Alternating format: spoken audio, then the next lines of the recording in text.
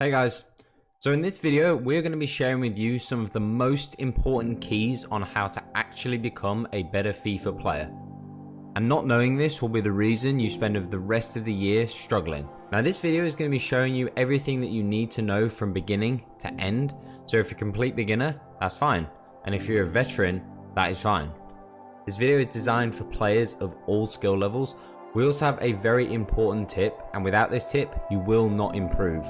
But more on that later in the video. So as always, please show your support by hitting the like button, subscribing, but most importantly, hitting the notifications bell so that you know exactly when new content is released. So here is exactly what we will be covering in this video. So let's get straight into the first topic, which is dispelling some FIFA myths.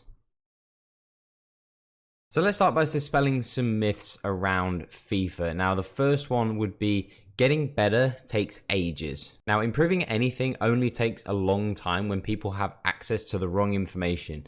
And this means going online and applying techniques and concepts that don't actually work. We've filtered out all the useless information for you and are only teaching you things that actually work. You need to practice for a long time. Now, how serious you are about improving will dictate how long you need to spend practicing. The problem is, people spend hours and hours practicing things that don't actually help them, and they spend time focusing in the wrong areas. This game is scripted and against you. Ultimately, the game does not care what we want. It does not favor any side. Those with the belief that the game is scripted will never improve. Mindset and mentality are two of the most vital and most undervalued keys when people want to improve as a player. You can only win if you have a God squad. You don't need an incredible team to win a lot of games. There are a lot of good players out there that win a lot of games with lesser teams. A good team will help you squeeze out a couple more wins from time to time, but if your skill as a player is far more important than any team you use. So now that we've dispelled some issues and some thoughts that you might have been having, let's move on to our second topic, which is fundamentals of FIFA. So we're going to go over some fundamentals that everybody should know just to make sure everyone is on the same page moving forwards. We're going to split this into three subtopics: movement, attacking, and defending. And let's look at movement first. So to move the player in any direction, move the left stick. To sprint with your player, hold the right trigger or the R2 button on PlayStation. And to jockey with your player, hold the L2 or the LT. So moving on to the second subtopic, which is attacking. To pass the ball to any player, press A or X depending on your console and use the left stick to aim at the player you want to pass to. To cross the ball, press square or the X button.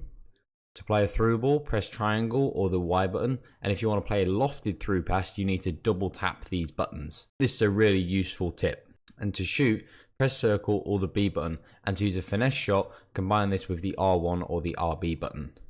Now evidently there are more advanced variations and techniques, but we will save those for a future video. For now, we want to keep things simple.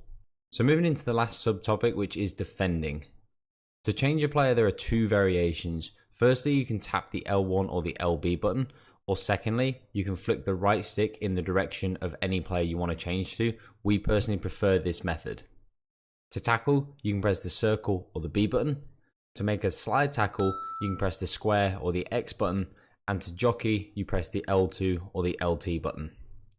Now again, evidently there are more advanced variations and techniques, but we will save these for a future video because for now we want to keep things simple and easy.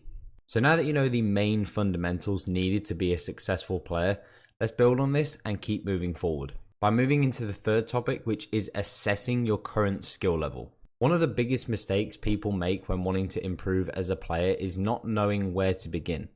The most important thing that you need to do is identify your strengths and weaknesses. As without doing this, you're just going to be wasting your time and you have no idea where to start. So you need to have a plan of how you're actually going to achieve your end goal. So here is an example of how we use self-assessment to identify our strengths and our weaknesses. So you can see that we have the categories that are used to gauge the skill of a player. We have attacking, defending, passing, possession, skill moves, and game management.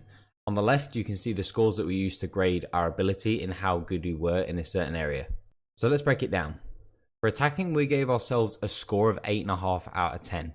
We came to this score by thinking about all of the specifics needed for attacking, but the most important thing is that we were honest in our assessment of our own abilities in this area. This is how you can truly begin to improve as a player, by being honest about your capabilities, and there's absolutely nothing to gain by being dishonest at how good you are at something. Honesty is always the way. So we identified attacking as a strong area of our game, so this does not need to be a focus of our attention right now. And something that we often ask people is, what specifically do you want to get better at as a FIFA player? And often the response is just simply, well, I'm pretty bad at everything, but I want to get better at attacking. The problem with this exact answer is that just saying I want to get better at attacking is too broad of a statement, because there are so many facets that make up attacking that you have to be more specific and focus on something more specific first, such as finishing or chance creation, for example, not broad topics. Now on the flip side, let's take a look at skill moves. We only ranked ourselves 5 out of 10 in this area. Now this is very key because we've identified an area in which we believe we need to improve, and as you can see, it is much weaker than all the other areas of our game. Now you're probably thinking, all of this is great, but how can I use this for myself? So right now on your phone or on a piece of paper, look at these categories and do your own self-assessment of your own capabilities in these areas, and use the rating scale on the left to help you. Now if you do this properly, like us, you should be able to identify some clear areas in your game which you are lacking. And until you can do this, you cannot move on to the next stage, which is our strategies to begin improving. Now ultimately you guys know your own games better, so there must be certain areas where you are worse than in other areas, and it's important to identify those areas first before moving on to anything more complex. So in order for us to continue to make more videos like this, we do need your help with a few things. So firstly, make sure you hit the like button. Secondly, make sure you hit the subscribe button. And thirdly, make sure you hit the notifications bell so that you know when new content gets released. And fourthly, leave a comment down below on what other things you'd like us to cover in videos going forwards. So let's get right back into it and take a look at our fourth topic, which is strategies to begin improving. So now we've finally made it to our strategies section. So looking at the previous section, after you've identified an area of weakness, for example, for us, it was skill moves, you need to think a little bit deeper in that area and also then start to begin sourcing out the relevant information that's going to help you improve in that area. So let's take skill moves as our example. So first, we rated ourselves so low in skill moves because it's not something we use very much, and it's something that we only tend to use very simple and very basic skill moves. And simple and basic is fine when you come up against low skilled players where these things are successful. But once you start to face higher level competition, these things become much easier to read for those caliber of players, and this is where we need something more advanced, and more advanced skills and techniques are needed. Now as we go through the year, we're going to be making a lot of detailed tutorials covering a wide range of topics about the previous categories, so don't stress if one of your areas is not on our channel yet, it will be coming soon. So first, we feel like we needed to add a few more advanced skill moves into our game to make us more unpredictable when attacking, especially in these tough games. However, they do need to be useful skill moves and not flashy ones that add no value. So after looking at all of the skill moves, we decided the new heel to ball roll skill move is something that we think is a great one to add. This can be used by a wide variety of players, and it's really effective in tight situations in and around the box to help us find that yard of space to create separation for a shot. But it's also really difficult to read because there isn't really a tell, and this skill move is especially useful in the box, and it could lead to us getting some penalties or just putting us through on goal due to how quick the skill move is and how easy it is to perform. Now evidently, in any of the desired areas, you need to look deeper into the specifics that we talked about before. So for example, if you identified defending as a weakness, just defending in general is a really broad topic. But if you know you're specifically weak in 1v1 defending, then that's something you need to go and find out that information and ask around and then find that information and then begin applying and practicing these methods. But like we said, we're going to be diving deeper into a lot of these subcategories going forwards, and we're going to have many videos covering these various topics. So now moving on into the fifth topic, which is implementing these successful changes. Now to begin implementing these successful changes, we identified the new heel to ball roll as a skill move we want to begin to learn. So what we need to do is not just go into random games and stop spamming the skill, because this is going to lead us nowhere. We need to practice smarter, not harder. So firstly, we need to go and focus on practicing this skill move first in the arena, just to get the feel for using the button combinations and making sure we use it in all directions and becoming confident in using it. and only then will we take it into an online scene. So here's a pro tip when practicing online. Try and forget about the result of the match, as the reason you're there in the first place is to try and practice and get better, not to win games. You might suffer with taking some losses and struggling as you're trying to practice, but this is far more important than the results in the long run. You're there for a purpose, and you need to not worry about the results. So for us, the main aim is to just keep using this skill move wherever we can. Now, it's not about spamming it, but it is about using it in certain areas. Using it in different areas of the pitch where we can find it to be the most successful. And so far, we found this to be a really great skill move that not many people seem to be able to read in some areas, and other people, they read it super easy and can tackle us with ease. But either way, we're learning two things.